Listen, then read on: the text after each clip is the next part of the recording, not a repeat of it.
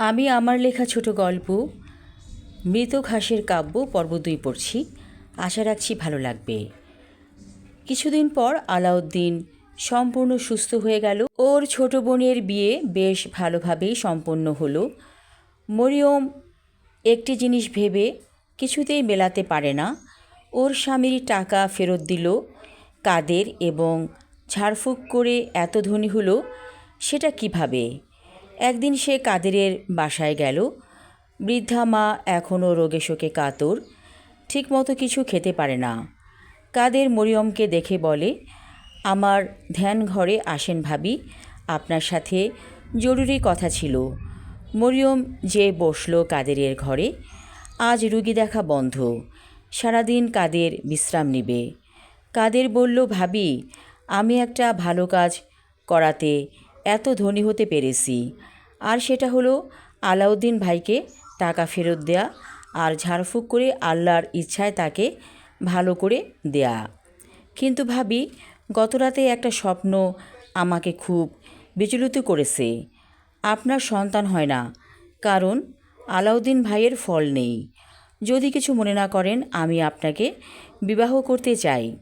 ছি ছি, কি বলো তুমি? আমার চেয়ে বয়সে তুমি ছোট। কিন্তু স্বপ্নে আমাকে একজন বলেছে আমার সাথে বিয়ে হলে ৩ সন্তানের মা হবেন আপনি। মরিয়ম চুপ করে থাকলো। ভাবি, মৃত ঘাসের মতো জীবন কি ভালো? মৃত ঘাস কি কিছু দিতে পারে? অথচ দেখেন সবুজ ঘাসের কি মূল্য। সবাই ঘাসের উপর বসে কত গল্পগুজব করে, দেখতেও কত সুন্দর লাগে সবুজ ঘাস। এইখানে ঘাসের কথা আসলো কেন? বলে মরিয়ম। ভাবি, একটা তুলনা দিতে হয় তাই বললাম। কথার কথা এই আর কি। আচ্ছা, আপনার কি মা হতে ইচ্ছা করে না? কিন্তু তোমার ভাইকে আমি ভালোবাসি।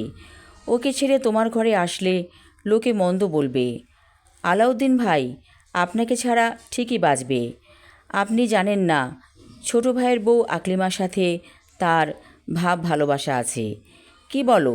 মিথ্যা কথা, আমি বিশ্বাস করি না। তুমি আমার ঘর ভাঙতে চাইছো। আমার কথা বিশ্বাস না হলে আপনি মাঝরাতে ঘুম থেকে উঠে দেখবেন সে বিছানায় নেই। ওরা রাতের বেলা আপনাদের গোয়াল ঘরের পাশে খড়ের গাদায় বসে গল্পগুজব করে। আপনার ছোট ভাই মারা গেছে, তারপরও মাটি আঁকড়ে পড়ে আছে কেন জানেন না? শুধুমাত্র আলাউদ্দিন ভাইয়ের টানে। মরিয়মের যেন পায়ের নিচের মাটি সরে গিয়েছে। কোনো কিছু যে চোখে পড়েনি তা নয়, প্রায়ই যেন ওর স্বামী আকলিমার সাথে চোখে চোখে কথা বলতো। একদিন মাঝরাতে ঘুম ভেঙে আলাউদ্দিনকে বিছানায় দেখেনি। বেশ অনেকক্ষণ পর এসেছিল সে। যখন মরিয়ম বলেছিল, কই গেছিলা, তখন আলাউদ্দিন বলেছিল, উঠানের ওই দিকে যে পায়খানা আছে সেখানে গেছিলাম। মরিয়ম এ কথা সত্যি ভেবে ঘুমিয়ে গিয়েছিল। যে আকলিমার স্বামী বেঁচে নেই, সেই আকলিমা এত রংঢং কেন করে? এবার মরিয়ম সব বুঝতে পারল। বলল, আমি যদি মা হতে পারি এর চেয়ে সুখের কি আছে? আমি তোমার প্রস্তাবে রাজি। আলাউদ্দিনকে তালাক দিয়ে কাদেরের ঘরে চলে এলো মরিয়ম। বছর ঘুরতেই না ঘুরতেই ফুটফুটে ছেলে হলো ওর। পরপর 3টি সন্তান হলো মরিয়মের।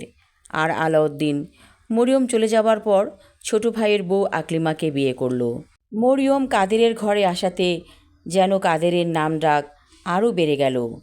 চাঁদনি রাতে একদিন কাদের বলল, আসলে মানুষের জীবনে যেই ঘটনাগুলো ঘটে সবই ভালোর জন্যই। মরিয়ম বলল, আসলেই সত্যি কথা, এর মধ্যে কোনো ভুল নাই। আমি আমার লেখা ছোট গল্প মৃত ঘাসের কাব্য পর্ব 2 এবং শেষ পর্ব পড়লাম। আশা রাখছি ভালো লাগবে সবার। ধন্যবাদ।